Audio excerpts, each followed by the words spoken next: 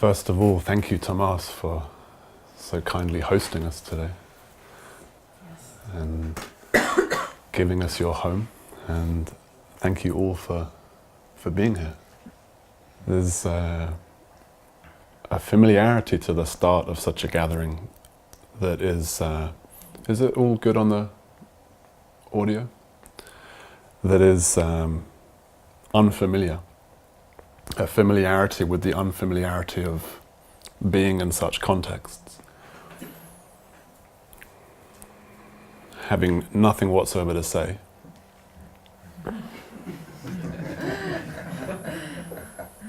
Enjoying the silence with you. Hesitant to interrupt it. And little old me thinking, what on earth is going on?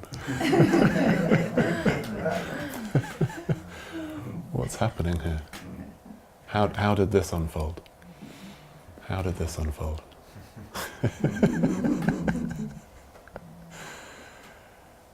In my one of my favorite teachers, one of my favorite sages is John Lennon, and he said, life is what's happening whilst you are making other plans. And in my 20s I heard that and thought, not so keen on that one, John.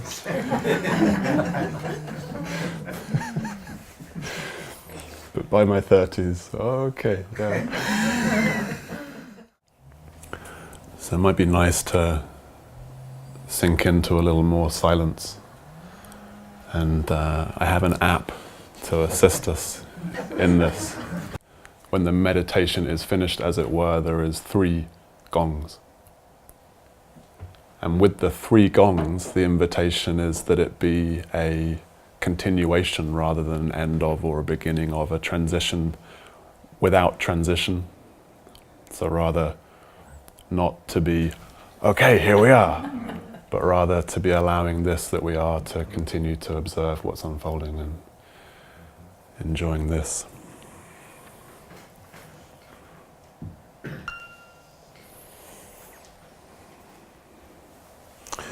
So this noticing of perfection unfolding, or this accepting of perfection unfolding in the marketplace, in the hubbub of life, is much of what radical gratitude is pointing to. And I'm sure we're all familiar with this word, gratitude. In California, we know to have an attitude of gratitude is very important. It's in the Constitution somewhere, possibly. Or it should be, if it's not. Used to be.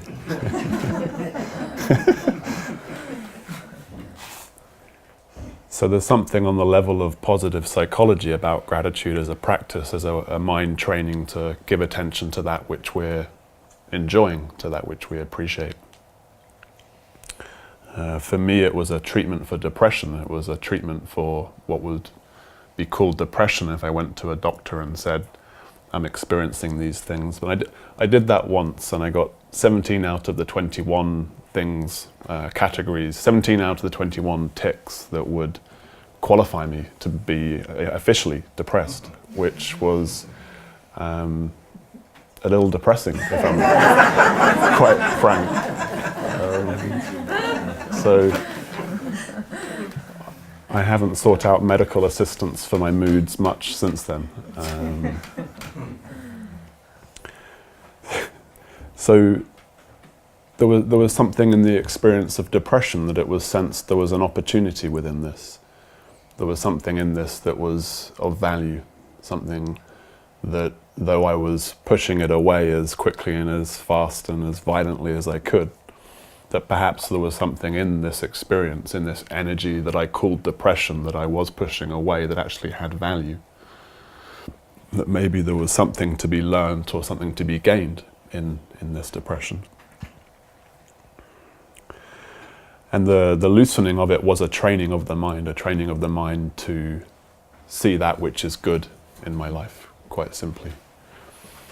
And further undoing came in the noticing of this pattern, this movement of pushing away. noticing that in the pushing away was where pain was felt. Noticing that it wasn't actually this thing called depression that was the problem, so much as this thing that thought it was pushing it away that was more problematic, more essentially problematic. So there was this moment where a recognition of the futility of my efforts to not feel what wanted to be felt became clear, and I got down on my hands and knees and or rather fell to my hands and knees. I can't quite remember the details, but I think to speak of getting down to my hands and knees, it wasn't quite that controlled. It was more of a letting go, more of a surrender, and looking at or feeling into that which had been called depression and saying thank you. Looking at that demon that I had created in my mind by pushing it away, pushing it away, pushing it away, saying no, no, no. Have you noticed this? We can actually create demons in our own psyche just for the fun of it, and then we get to spend some time undoing those demons or seeing through those demons or recognizing that those demons are in fact our friends or our teachers. Invitations back to this, invitations back to what we are. And so I didn't know it then, but that for me was the moment of radical gratitude being born, a way of interacting with reality that I have found suffers less, causes less suffering, hurts less. Meister Eckhart said he was so enamored with this idea of gratitude, this feeling state of gratitude, this resonance of gratitude, that he said, if you utter one prayer in your entire life, simply let it be thank you, and that is enough. So you can tell why Meister Eckhart was not so popular with the Catholic Church. Can you imagine a priest showing up and saying, just be grateful.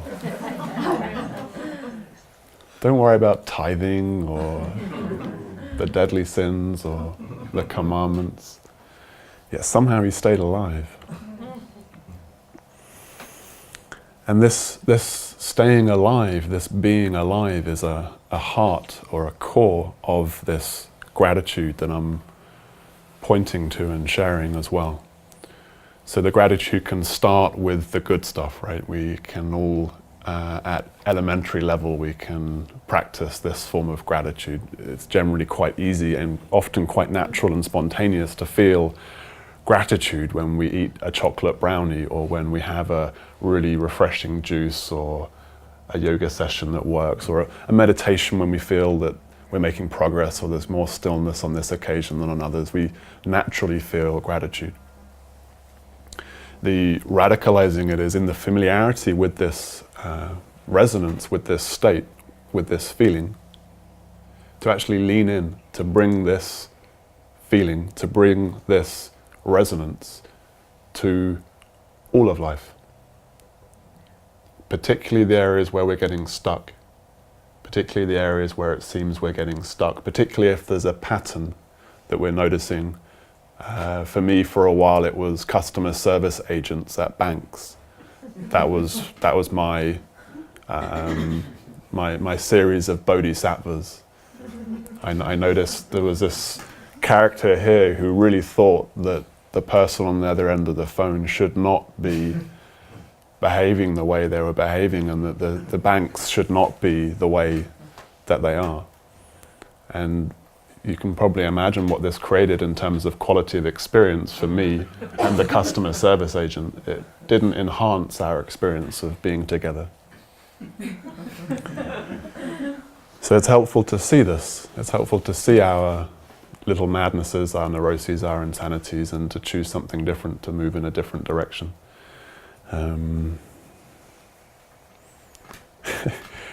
don't know why this comes to mind, I was walking in Melbourne many years ago in Australia, and a gentleman on the other side of the road veered across the pavement so that he could shoulder barge me.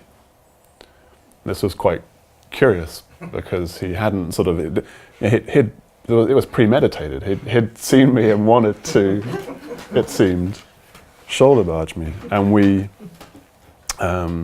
did what male chimps do, right? We sort of went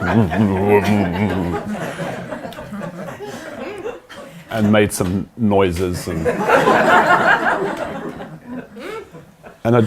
I'd just started meditating not too long before that, so there was some degree of capacity to see what's actually happening, and I just noticed what I was doing, and I just looked at him and said, "What are we doing?"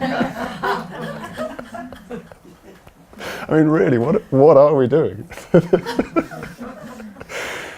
You can imagine this wasn't a move that this guy had encountered before. He was like, I think he felt that he'd won, so that was great, because I felt that I'd won, so we both won.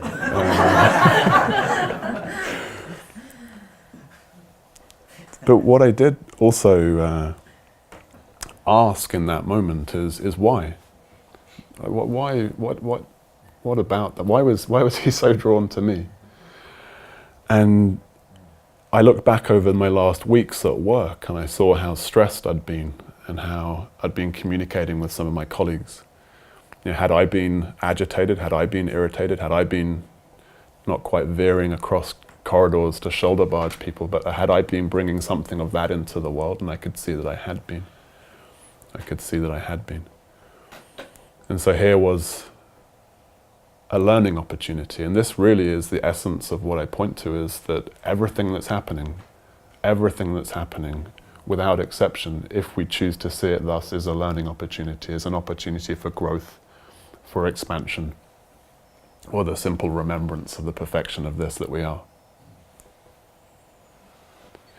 And if there's a recurring pattern that I spoke of, if there's those things that seem to keep on showing up, in my experience, that's where the gold can be found.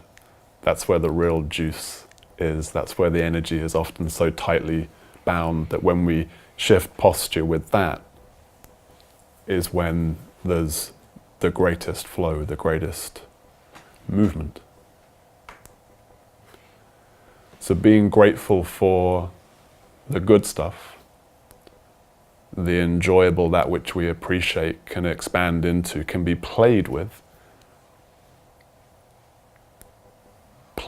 rather than worked at, maybe, to bring this gratitude to events as they're unfolding. If we notice ourselves in suffering, if we notice ourselves in resistance, then gratitude is kind of like the dissolving.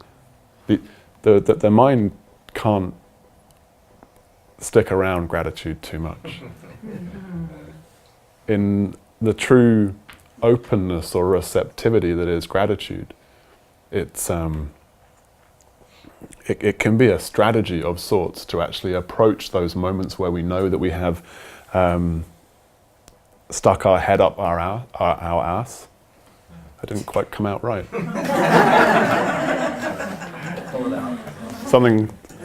Something's happening. It's very interesting. It was a crossover between ass and arse. I think that was the problem I was having. As an Englishman, I want to say arse, but as an American, ass is. So many cultural norms to. But I did use the restroom earlier and was on the sidewalk, so I'm doing pretty well with the American speak generally. So that's actually a Zen term that my friend Junpo uses when we're in forgetting, when we're not so awake. Rectal inversion is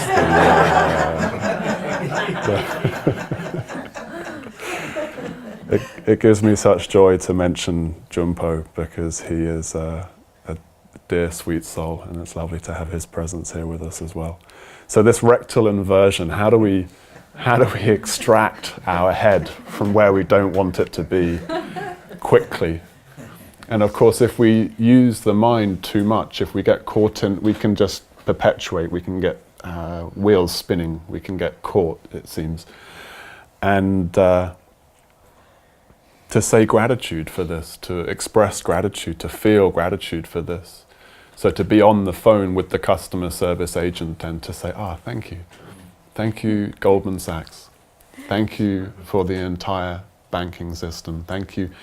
And of course, it doesn't really take much for that contraction to be disengaged.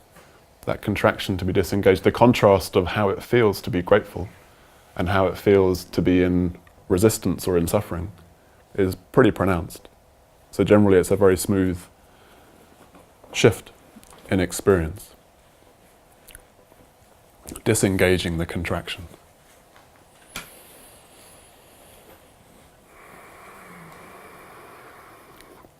So there's gratitude for the good stuff, there's gratitude then for the bad stuff.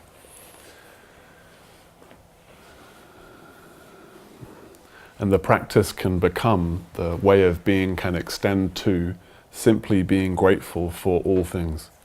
Being grateful. Gratitude as cause and consequence of clear seeing. Gratitude as cause and consequence. So if we actually were simply to pause for a moment and breathe all this in, like really get what's actually happening right now, to be, to have a body, to be able to hear, to be able to see, to be able to feel, even those niggly feelings that we really feel we don't want to be feeling.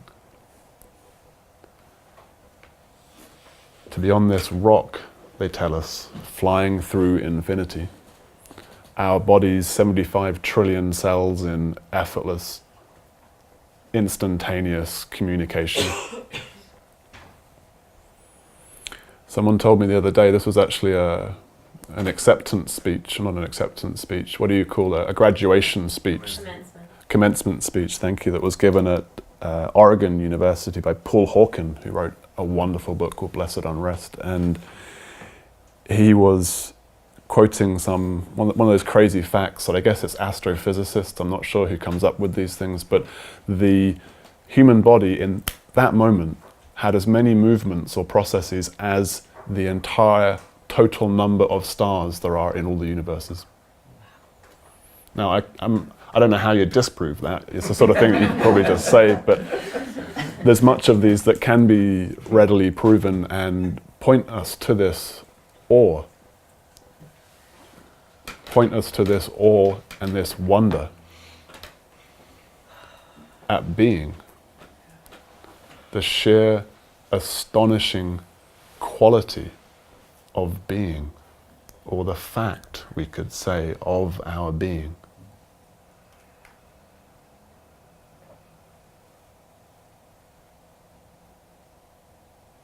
And remarkably, it's always here.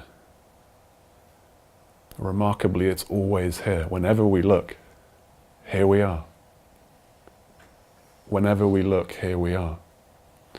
And for me, there's a quality of love in this. There's a quality of love that can be found in this.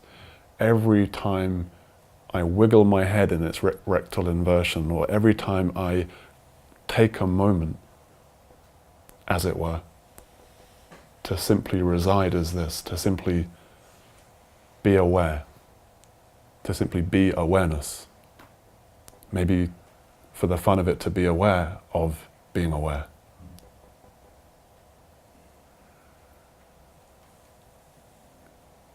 There's a quality of love in this. A quality of love in this. And no matter how many times, this is the really good news, right? No matter how many times we are rectally inverted, no matter how many times we forget, no matter how many times there is an apparent misstep or an apparent forgetting, here we are again. We get to start again. We get to start again and again and again and again. Reborn again and again and again. Every night. Every night. we die. We're gone. They tell us that we're gone. There's no activity. And then in the morning, here we are again.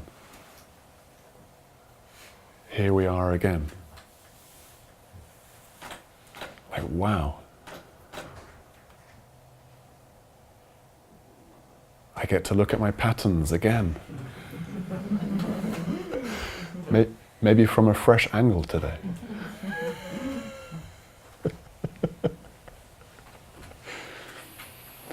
So this gratitude for the good and the bad can be seen as simply the gratitude for this being. Gratitude for being. And of course, whatever is happening, whatever's unfolding, whatever apparent problem there is, there's always this being. There's always this awareness. There's always this that is being aware for us to be aware of. For awareness to be aware of. Like, wow. What a trip. This right here, right now. What a trip. So easy to overlook it, right? Oh yeah, just another day on planet Earth.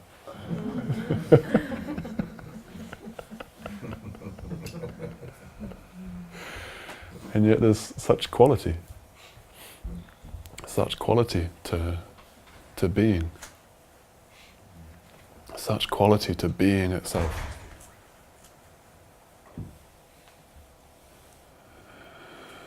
To see others, to see apparent others looking in at me as I look out at them. I mean, wow. And then we have sunlight, rather like the sort of cherry on the cake. And then we have laughter. I'm told that laughter is, in evolutionary biological terms, a mechanism by which we communicate to each other that it's okay. So before we developed language and were able to say, hey guys, it's okay, we just laughed. So maybe after the attack of the tigers, or we're all tense, and then someone just worked out that oh.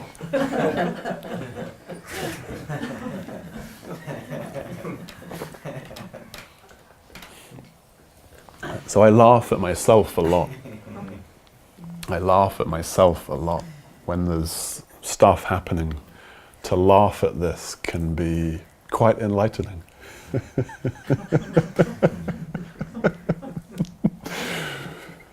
I heard a lovely quote the other day that we're all mental patients and a wise guru simultaneously. It was put slightly better than that, but we're all wise gurus in charge of a mental patient. It was something of that.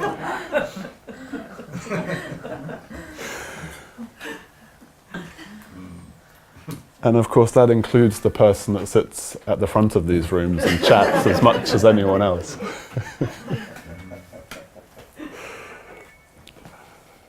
Which is helpful to remember.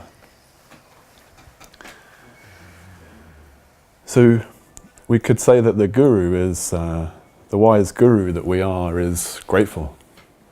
Grateful to be having this particular experience, this particular shape of circumstances. Knowing as it does, being a wise guru, that there is wisdom to be found here, there is awakening to be found here, there is delight to be found here, there is healing to be found here, or there is simply kindness to be offered here.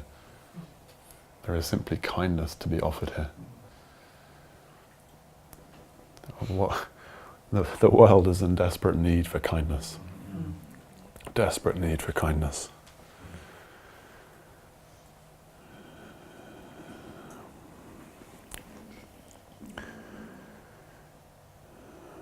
There's another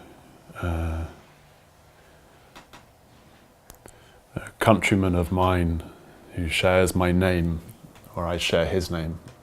He came first, so I should say I share his name. William Blake speaks of gratitude as being heaven itself.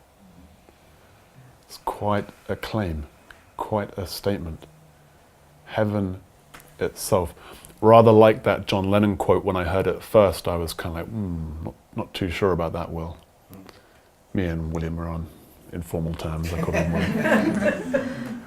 Will. Heaven. When I heard that heaven was a place that Christian people spoke about as somewhere you went if you were lucky or well behaved when you died. So it seemed especially absurd, especially nonsensical to state that gratitude was heaven itself. And yet there's something in gratitude, if of course we take heaven as I say of course, we're in Sebastopol, I can say of course. So if we take heaven as a state of consciousness, as a way of being or a realization, rather than something you're going to threaten me with.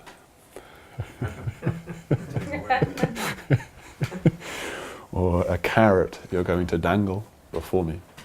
If we take heaven as a here-now experience of what we are, then gratitude being heaven itself is rather less wild a statement, rather easier to access.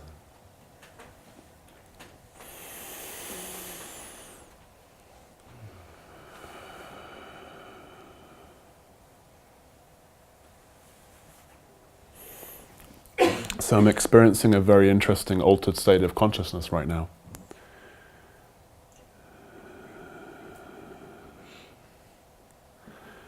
And I might need to sit down at some point soon, on the floor.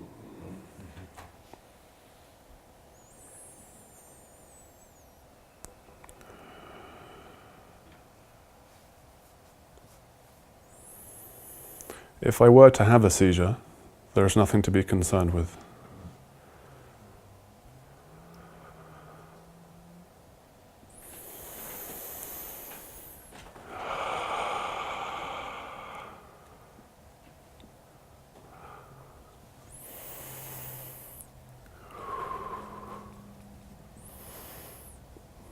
Would you like something from us? I would love a Fresh air? fresh air might be good, yeah. Does it help if we touch you? I'm not sure if it would right now. Go ahead and open the door. Just open the door and the window. Mm-hmm. Yeah. Someone open the door Is it behind door you. behind Just go ahead and open the door behind you. Hi, Just let me know if you want you? You guys something. don't? thank you. Yeah, the door behind you.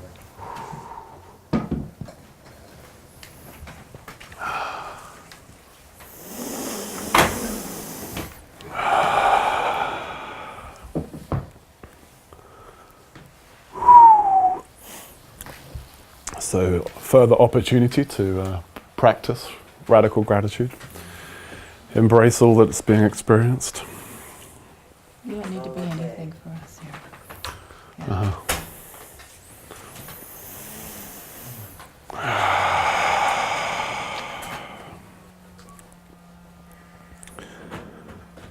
I was giving a talk in Massachusetts not so long ago, and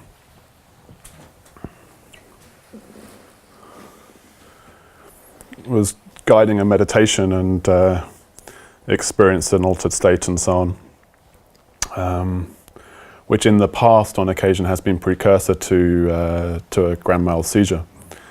And the people there ended up calling an ambulance, and so as I was being led away on the stretcher, I was referencing radical gratitude and how this was a wonderful teaching opportunity, and so it's not a new experience. And I found, from an interesting physiological perspective, when I am able to simply breathe into the sort of disturbance in the nervous body, in the nervous system rather, I don't have seizures. So when I'm able to simply breathe and surrender to this, then all seems to be well from a physiological perspective. I haven't had any seizures for for over a couple of years. So. As long as you need. Thank you. As long as you need. Mm-hmm. And whatever you need. Mm-hmm. Would this Let be a us good know. time for a break?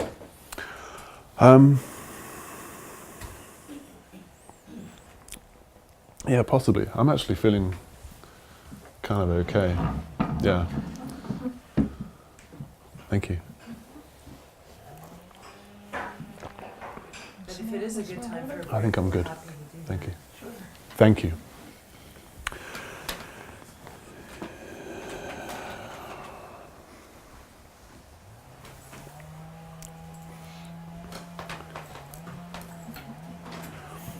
So the possibility of death is a great one for reminding us of the preciousness of this moment. And of course that possibility is, thank you. I was diagnosed with a brain tumor a few years back, so my statistical likelihood of keeling over and dying in the next few moments is perhaps higher than some of you. However, my long-term odds, of course, are exactly the same as yours. There's no variance. And this being grateful for that which we are ungrateful for can be a dying to self, a dying to self, a dying to that contraction.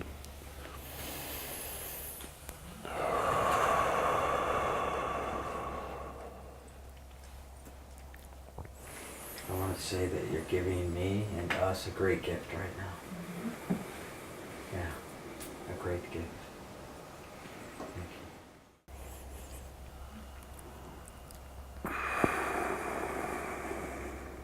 you. And this great gift that we are always being given, should we apparently choose to receive it.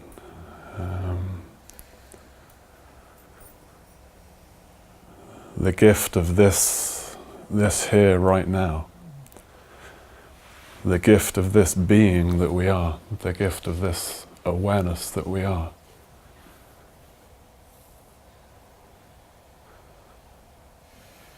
That apparently someday will disappear just like that. So death is a wonderful idea, a wonderful concept, a wonderful teacher to bring us into focus, to bring us into clarity as to what's happening right now.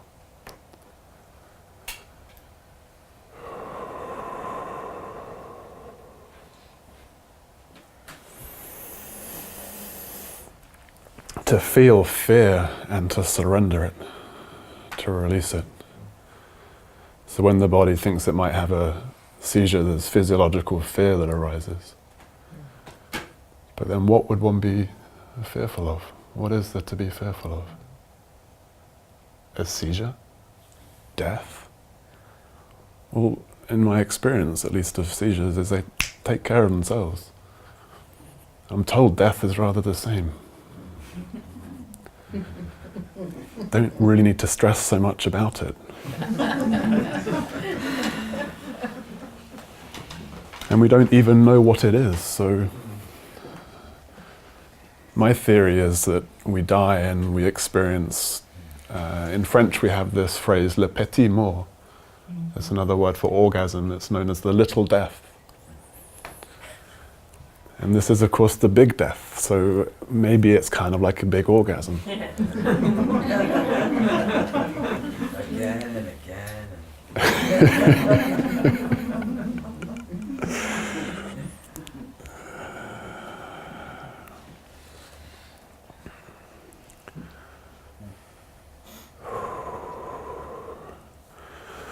So to be grateful for death, to be grateful for the possibility of this ceasing to be in any moment, to be grateful for the whole game, the whole way this human experience is set up on planet Earth.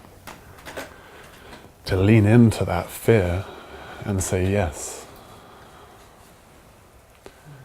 To lean into that fear and to feel it fully. and discover that we are that which is fearless, that which is beyond harm.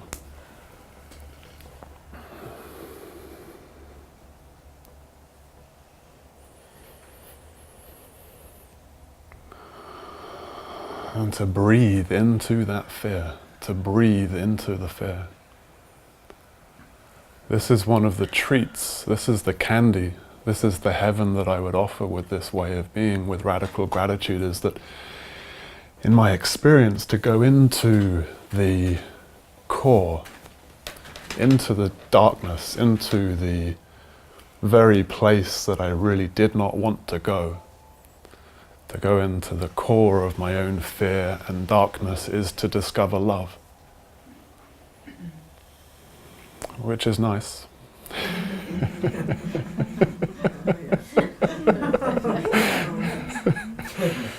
If you told me that, I'd have been, less resistant.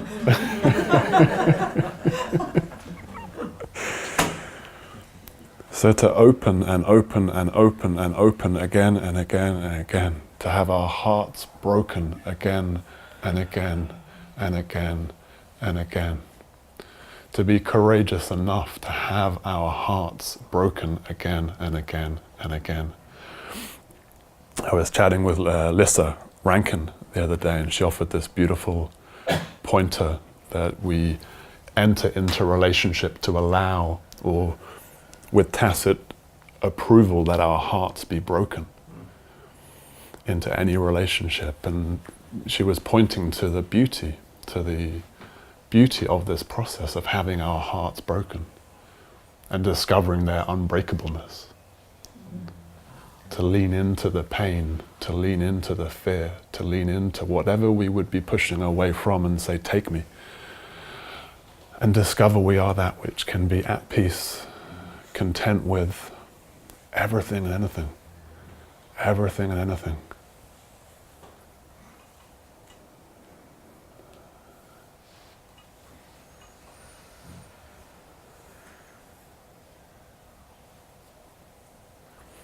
Who do you think you are?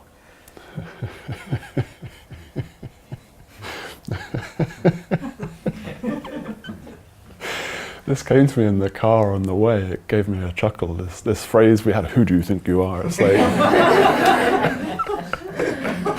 and of course, whoever we think that we are, that's not it. I might think that I'm infinite and eternal being, and that might be a less inaccurate thought than I'm a worthless piece of shit, or a silly idiot,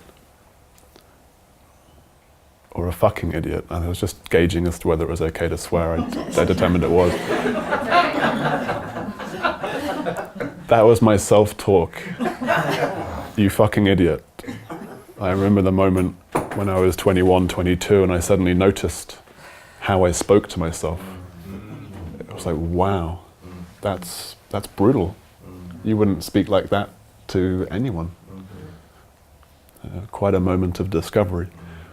And so talking to oneself as something other than a fucking idiot, progress, and yet still, of course, so long as it's a concept held in mind, it's a concept held in mind, and it's not quite getting to the joyful realization of this that we are, this being that we are, this heavenly realm that we are.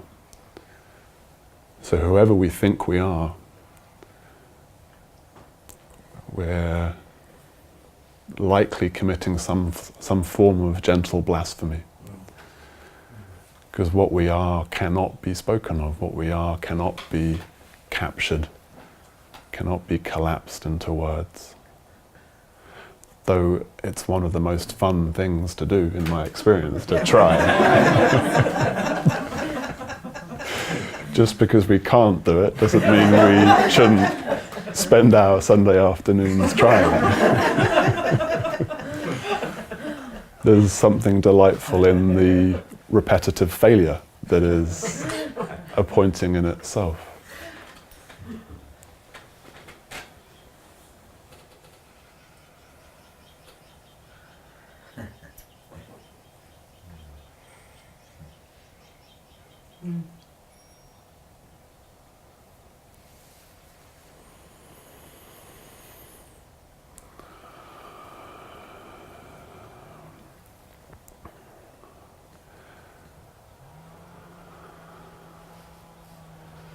So this heavenly realm,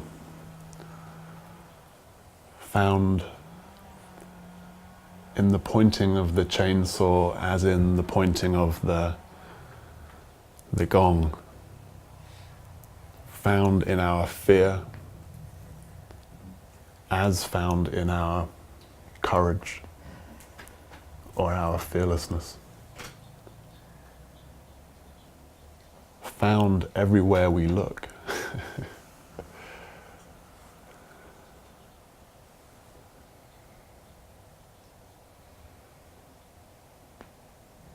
Found everywhere that we look, should we be willing to look. Ask and you shall receive, a wise gentleman once said.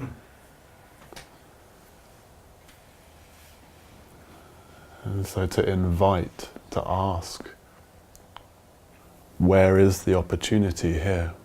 Or what is the gift in this? Or if I had created this for some divine purpose, to learn some profound lesson, some pearl, what is that lesson? What is that pearl? And to approach life with these questions, to approach life with this story, that essentially this is a conspiracy. Everything's set up to facilitate awakening and healing and expansion of consciousness. That's the beautiful joke, right? You wake up in spite of yourself.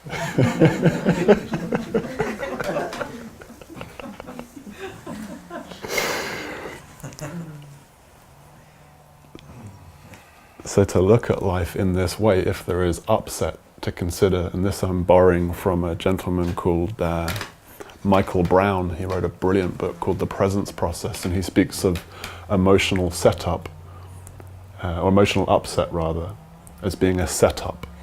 And this setup is facilitated by presence, we could say God, or awareness, soul, whatever works for us, facilitated by that which is, to know itself more fully.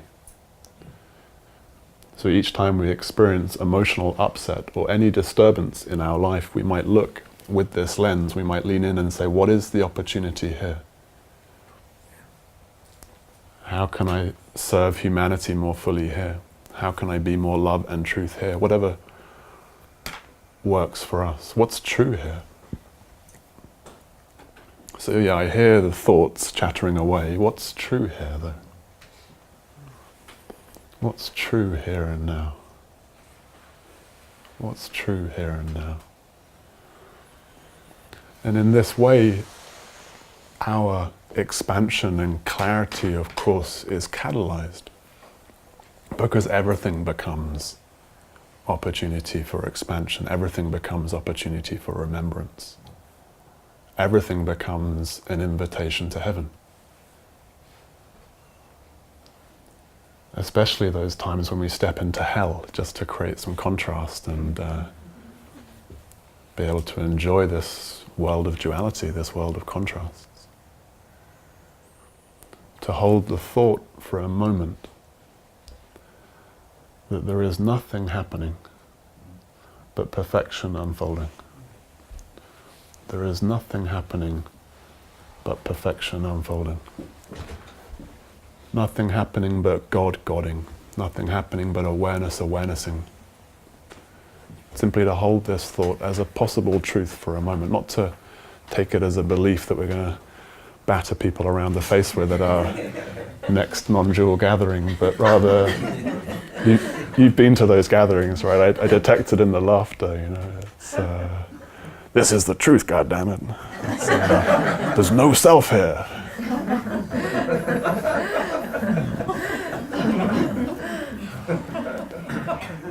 That's true, but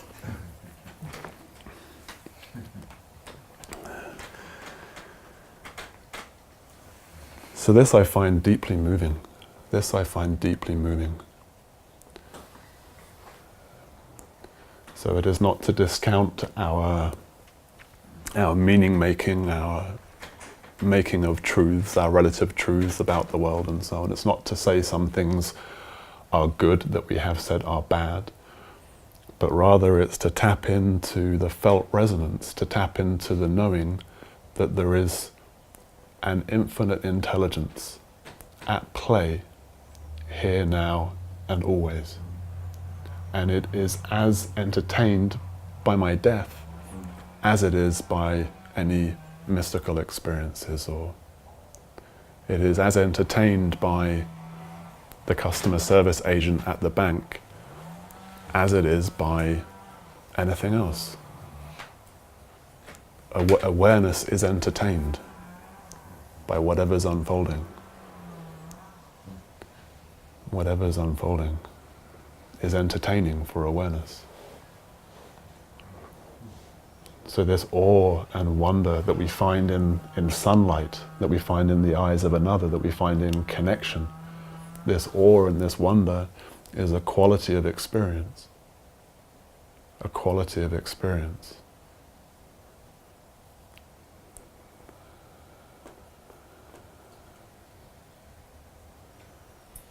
And so this is the beginning of problem-free living.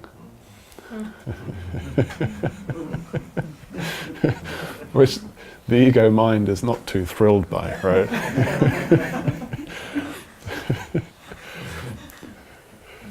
Or it might be thrilled by the experience of it for a moment and say that it wants it in the future, but will quickly point to how it didn't happen last week and therefore this is untrue. Have you experienced something of this, the way that the mind will argue with peace itself? So often it's touched upon, this recognition simply of the peace that is a quality of our being. It's touched upon and there's some delight, and then the mind says, but what about yesterday? I wasn't in peace. And what about next week when I'm seeing my mother-in-law? I'm pretty sure I'm not going to be in peace then. And of course these moments can take care of themselves. The mother-in-law moment and the moment that's already been can take care of themselves. We're invited, called to simply find what is true now. To notice the peace that is at core of experience now. To tap into perhaps even the love that is at core of each experience, just for a moment. To consider the reoccurring of moments, like here's another one right now. Here's another one right now. To consider this continuity as an expression of God's love, the universe's love. More and more being, more and more being.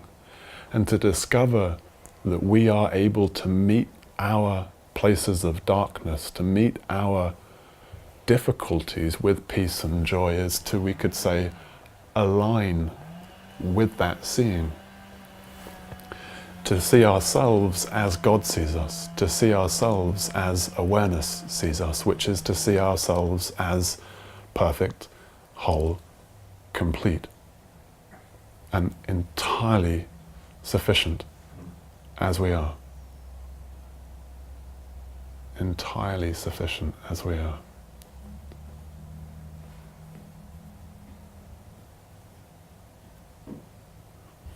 So this self-love is a route into this heavenly realm, and for me this self-love is also a route into the reality that is often described as no self.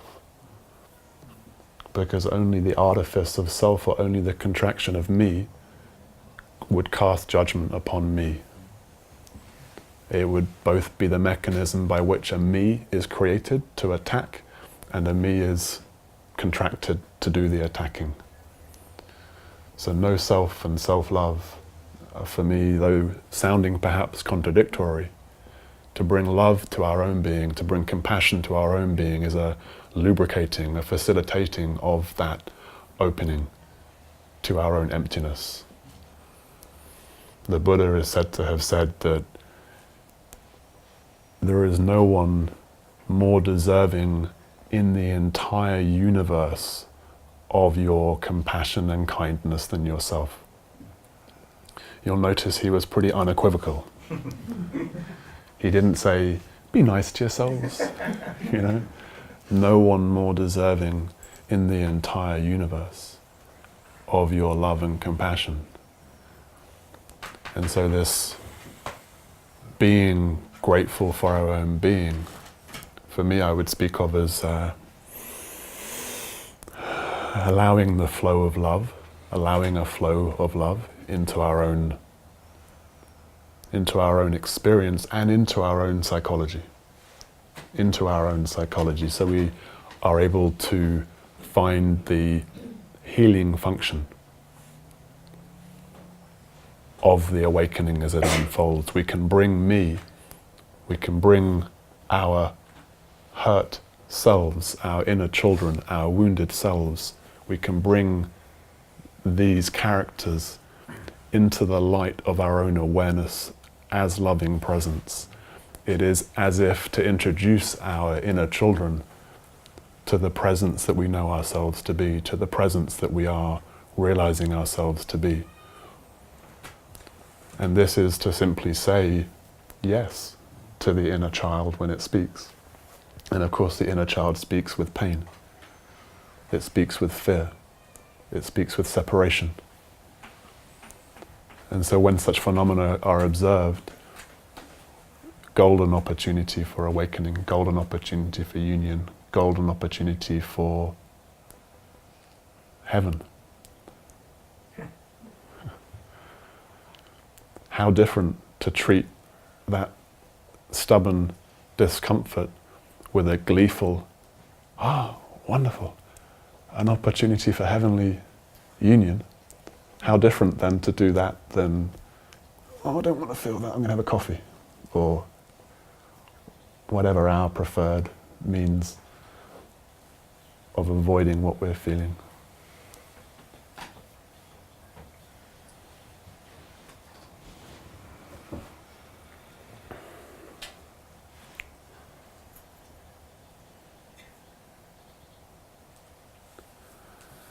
It can be easy to enter the pearly gates when the bird song is heard. And yet no more difficult when the child's screams are heard. Though I confess I say that as someone who hasn't had children, so I'm really speaking from a place of profound ignorance on that. But others have told me, and I can hypothesize. I would imagine that radical gratitude would be a most helpful way of being if one has children. I'm sure if my parents were more radically grateful for some of my behaviors when I was a teenager, then who knows what might have been experienced differently. And if anyone has good connections in the Sebastopol alternative health community, I've actually run out of the oil that I use. It's a CBD oil that I use. So if anyone has any connections in that regard, then please do speak with me afterwards, because that's the only medicine that I take these days. It has an anti-seizure effect amongst others. Whilst it might be a more powerful teaching to offer by having a grand mal seizure in front of you all. Yeah, cool. Thank you, I appreciate your compassion. Let me make a phone call.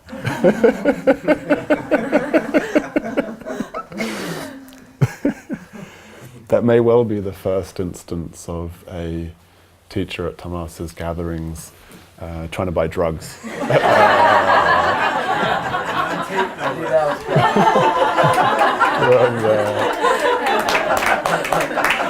I'm sure there's several pushers in the room. So this is to be that devoted to love that we would find it everywhere. To be that devoted to love that we would find it everywhere.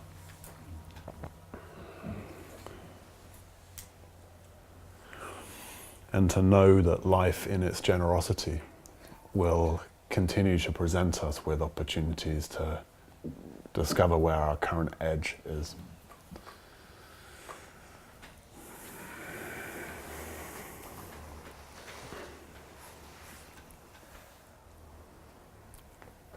So there's a slight tingling in the left-hand side of my face. One of the consequences of having a piece of my brain removed in a conscious craniotomy is that occasionally I have these interesting experiences happen on my left side, and to welcome this as perfection unfolding, to know this as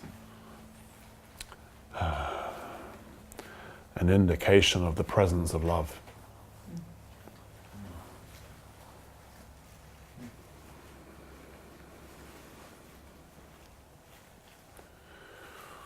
We have such capacity, such indefatigable, if I said that right, unconquerable, unending strength.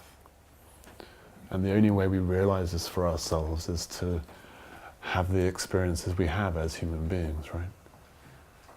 To be pushed to the limits of our capacity to remain present, to endure, to hold space. A gentleman called Scott Dinsmore passed away recently. He was a leader of a community called Live Your Legend. And he was hiking Mount Kilimanjaro, and his wife was there with him. They were living their dream. And a boulder came out of nowhere and took his life.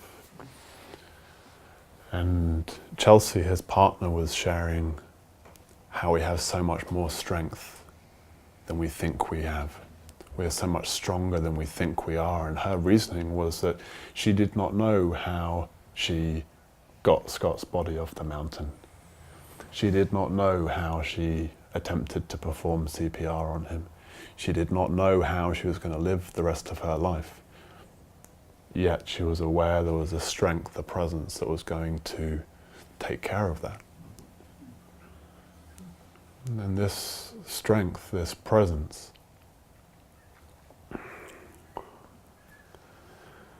is intimate to us.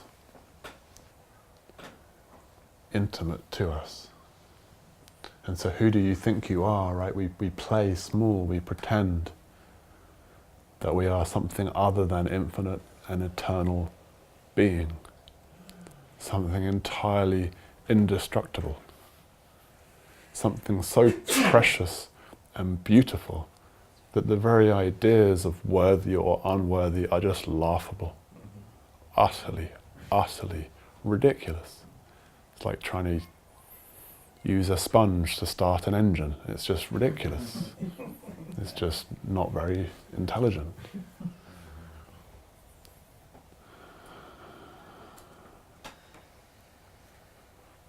Again, not a popular message in the pulpits. You're perfect as you are. Go home, chill out.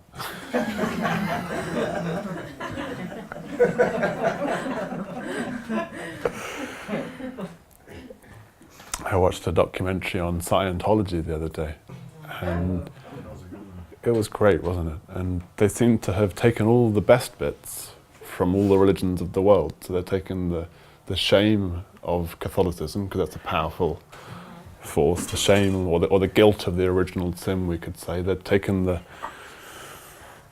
monetization of all sorts. But what was interesting to see was that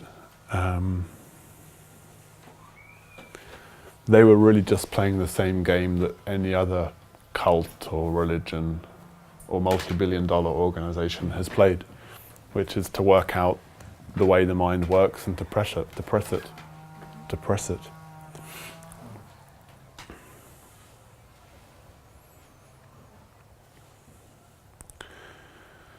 And so in the context of the world that we live in, to see through these systems, to see through the fear, to see through the shame, the guilt, and to no longer be victim to it, to no longer be sucked in, is revolutionary. So this is very exciting. I have not had the experience of my words being affected by my tingling in the left-hand side of my mouth before. Wow. Yeah.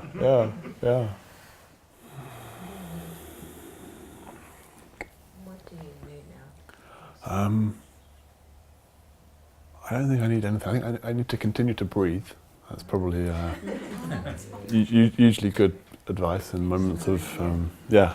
If you've noticed that you're not breathing, then please start again. This is,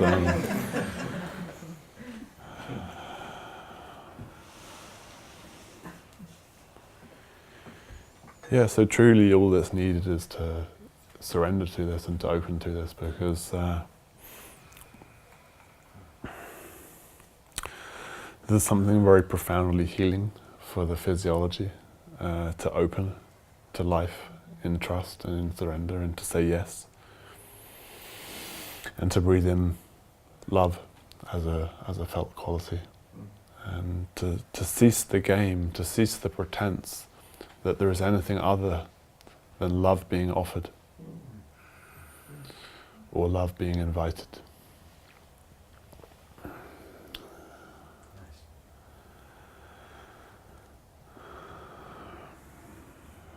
Yeah, let go of the notion that there is a future where something bad could happen.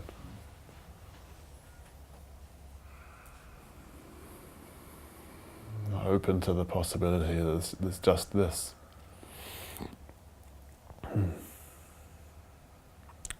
And the mind saying, yeah, but what if your throat swelled up and you couldn't breathe? It's like, okay, that would be a problem. That would be one of the real problems that we actually have. You may notice that problems very rarely actually exist in this moment. Very rare to have a problem in this moment. But being unable to breathe, I think we could probably agree, is a problem of some sort. Yeah. It's or at least problematic. Thinking about it could create that. Absolutely, yeah. Absolutely. So in the letting go of any attachment to any outcomes, there's a free flow of and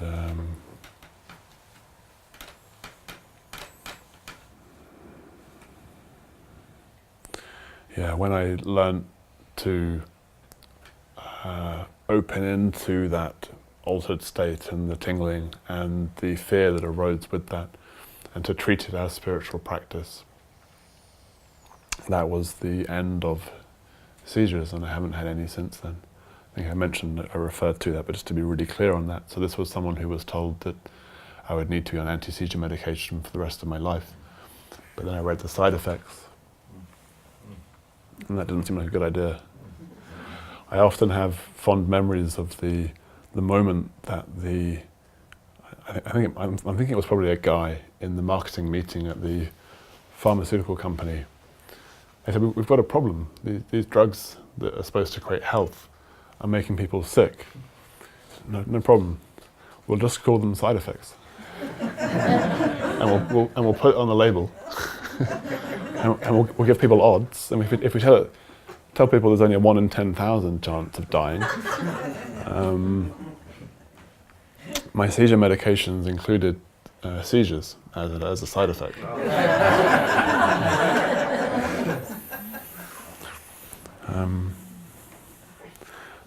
And my oncologist did recommend, or he did think that cannabis oil would have a positive therapeutic effect upon my physiology, but he discouraged me from taking it.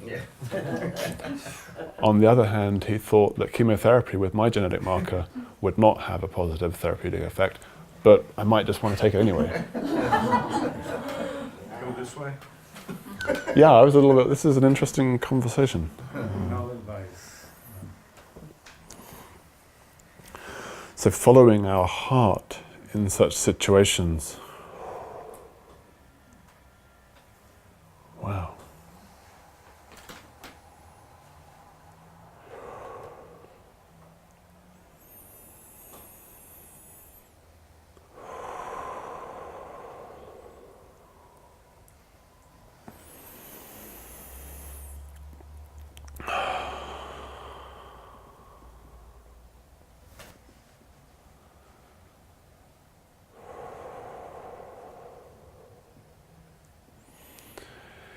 Yielding to the heart, yielding to the heart.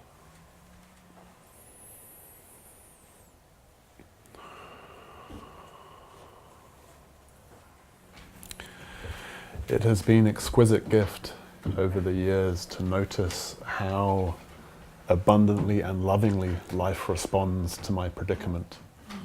The right healer, the right teacher, the right oncologist, the right integrative MD and so on at the right time.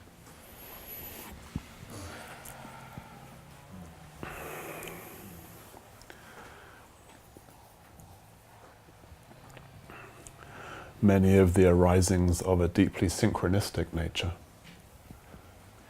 This receiving of love is a significant piece of the journey, or certainly of my journey. The opening to love and actually receiving love. To actually open our hearts to love. Even when we did it as children and our parents took away the love because we were too noisy or too not something that we were supposed to be as children, or we've all experienced rejection, we've all experienced a withdrawal of love, so there's good reason why we are tentative, and yet in the opening to, there is an immense healing that can occur, and of course ultimately a realization that this love that we are receiving and what I am are one and the same. That I am love-loving. That this character here, far from the character, but rather loving presence itself. That what I am is loving presence. What we are is loving presence, or we could say what we are is presence that has as a quality, as an ontological reality, love. Not as a passing state, an emotion, a sentiment, but as a core quality of awareness itself. A core quality of awareness itself. It loves. Inexplicably. Philosophically problematic. Experientially delightful.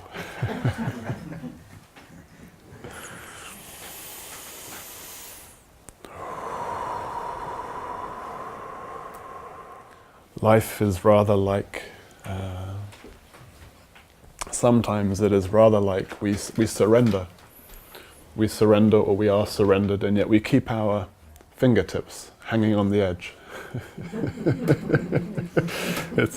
We utilize the strategy of surrender, and life in its love for us will not let us get away with that.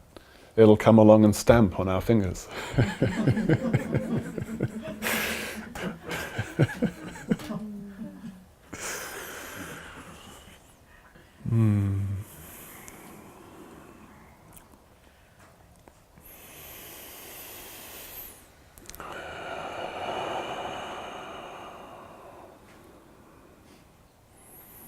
And of course, in willfully letting go, in willfully falling, in willfully letting go, this perhaps is what radical gratitude is pointing to. It's another languaging, of course, another wording of surrender, of acceptance, of loving what is, of saying yes to our challenges, our difficulties, our circumstances. and to come into contact with that which is always saying yes already, that which is always grateful for what's unfolding already. So it is simply to take our rightful seat, as it were.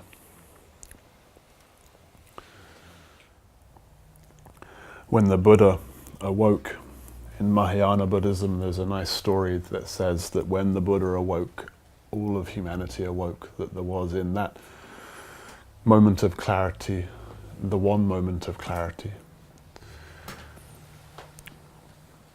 And this is the power of our work in the world, to be bringing Buddha nature, to be bringing radical gratitude, to be bringing awakening to the minutiae, to be bringing it to climate change, to be bringing it to our communities functioning or dysfunctioning, to be engaging wholeheartedly from a place of total alignment with what is, from a place of total peace with what is.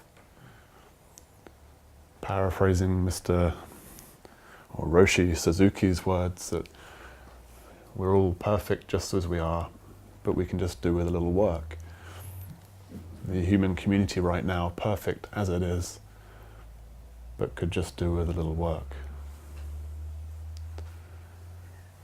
And it seems to me an aspect of awakening to our own being as love, or our own being as all that is. An aspect of this is naturally a movement to want to tend to and care for this that we are, to care for our brothers and our sisters, but not from a place of they are not enough and I'm going to make them enough, but from a place of recognition, from a place of love, from a place of heaven, from a place of unity.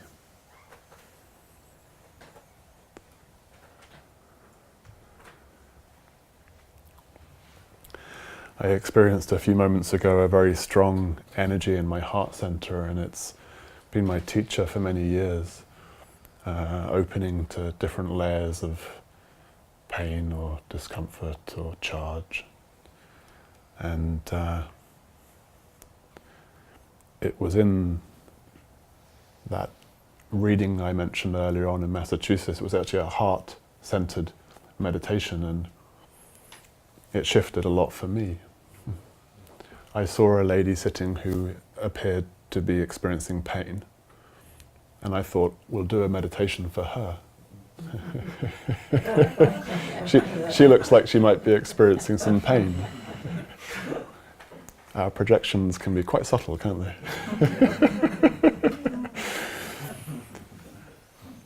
And then when I was in the emergency room and I explained to the duty doctor that I was experiencing a lot of movement in my heart, she of course connected me to what would it be, an ECG or an EKG, yeah. And she told me that my heart was fine. And I was like, I kind of knew that, but yeah. But we perhaps need that advice when we're leaning into our pain or into our discomfort, into our fear, into our separation, into our hopelessness, into our desperation, to actually lean in and know that our heart is fine, that our heart can feel whatever is to be felt. We are unbreakable, unshatterable. There's a strength here. There's something to behold. And so this yielding to the heart is to be allowing our attention, our awareness to sink, to fall into our core, into our feeling. For me, over the years, certainly there has been a journey to take from here down to here. To think things through a little less, and to feel into things a little more fully. And of course I always like it when science confirms hippie aphorisms. And follow your heart is the sort of, the archetypal call of the 60s, and yet perhaps some children of that movement Roland McCarthy and his friends at at HeartMath and other institutes that have studied neurocardiology suggest very strongly that our power, our greatest power, certainly the greatest electromagnetic charge, is found here, not here. Indeed, 5,000 times more powerful, or 60 times, depending upon which strand of the frequency you focus in on.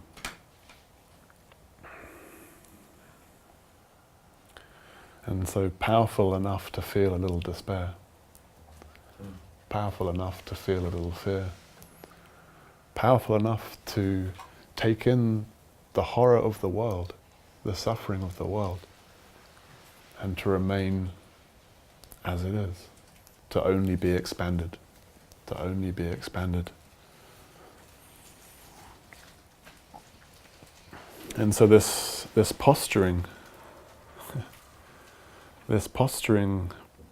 again I bow to my friend Jumpo. He would use this expression to open one's Superman cape and to lean in, to expose the heart to life more fully, to expose the heart, to lean in, trusting in our capacity to do so and be unharmed.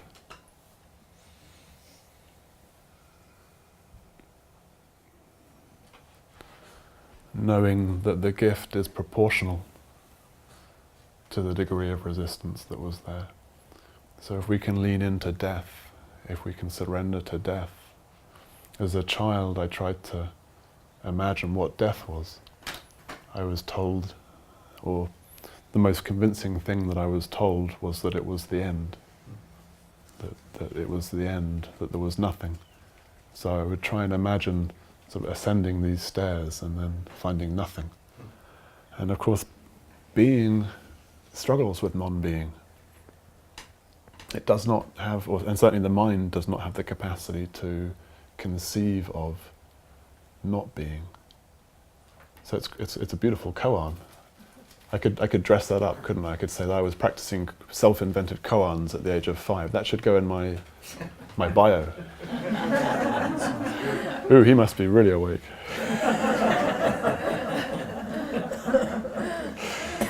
Of course, if you tell a psychologist that you were thinking about death a lot as a child,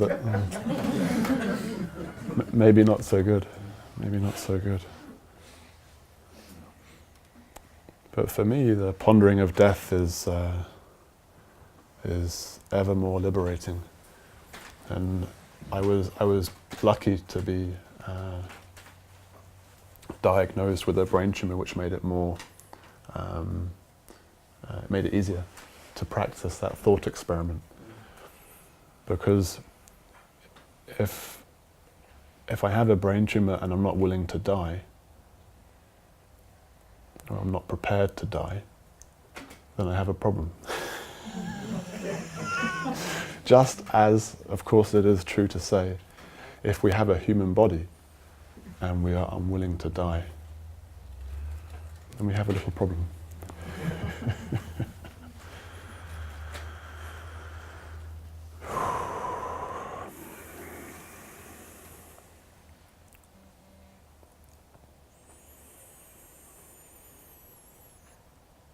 And so there was a surrendering to death as something real in this moment. What would it be? Am I willing? Am I prepared to die now? And can I really let my fingertips off the ledge?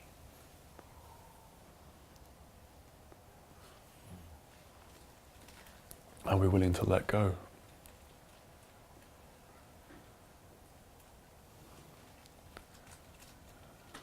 Generally only when we've suffered enough, right?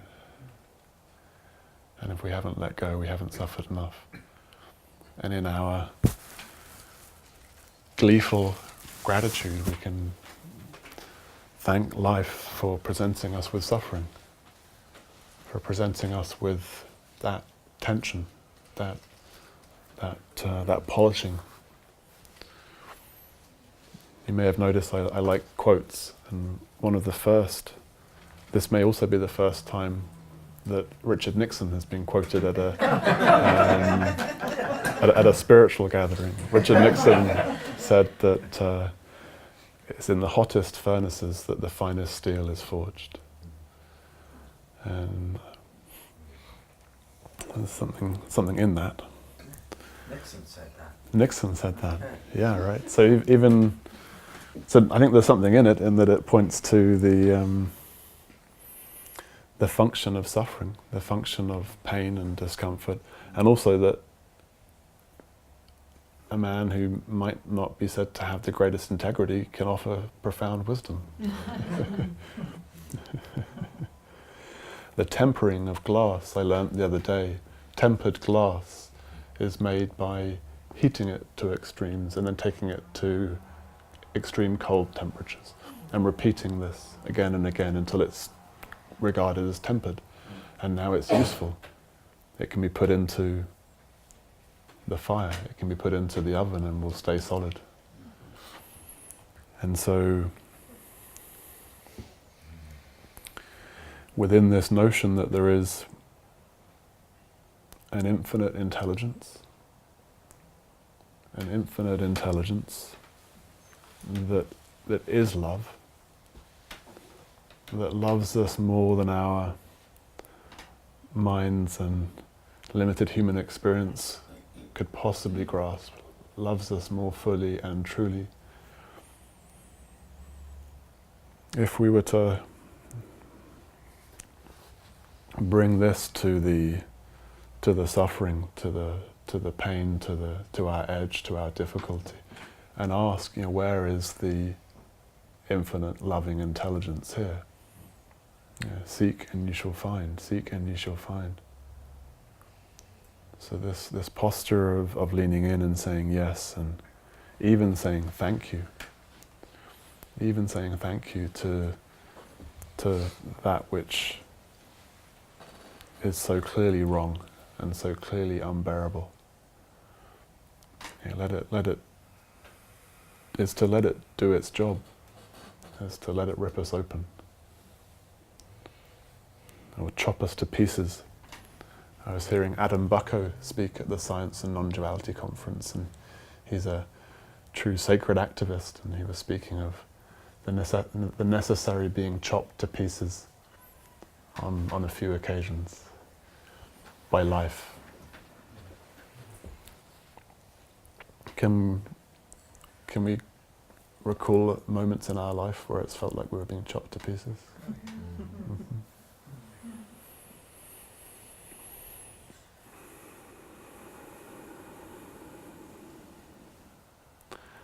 It sort of starts with being born, and it's downhill from there, really, in many respects, isn't it? It's like,